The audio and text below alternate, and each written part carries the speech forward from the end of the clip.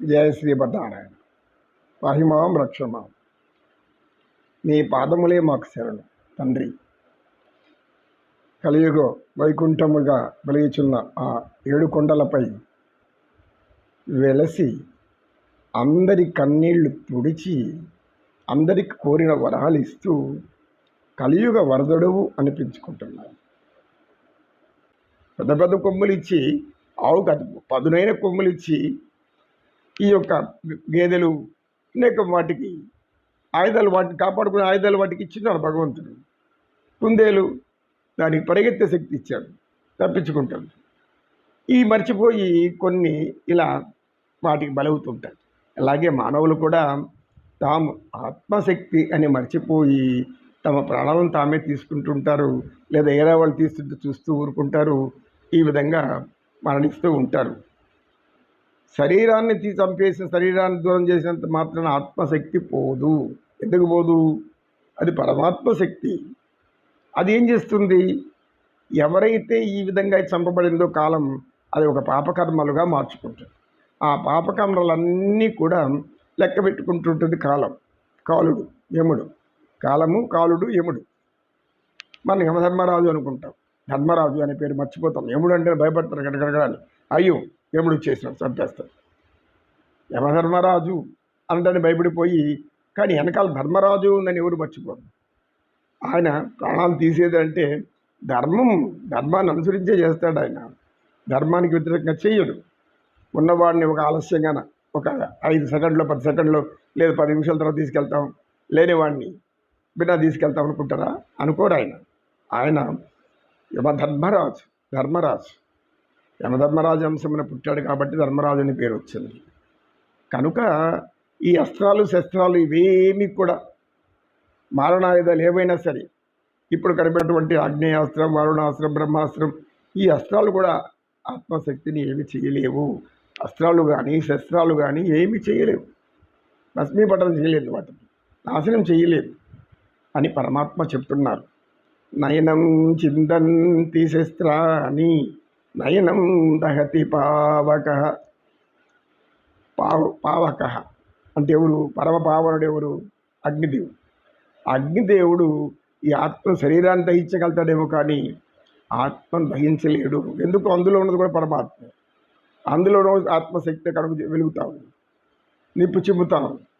సూర్యుడు ఎలా ప్రకాశిస్తున్నట్టే కారణం ఆయనలో కూడా పరమాత్మే ఉన్నాడు. సూర్యనారాయణుడు ఉన్నాడు. నారాయణుడు ఆయన ఉదయం లేచి సూర్య నమస్కారం చేస్తారు భారతీయులు. సనాతన ధర్మంలో, సనాతన జ్ఞానంలో ఏముంది? ధర్మం ఉంది. సూర్యనారాయణుడు ధర్మపరుడు, సకల ధర్మపరుడు. ఒక ఎండ ఎక్కువగా, ఇంకొక ఎండ తక్కువగా, ఒక జాతి మత కుల భేదాలు పెట్టుకొని చేస్తాడా?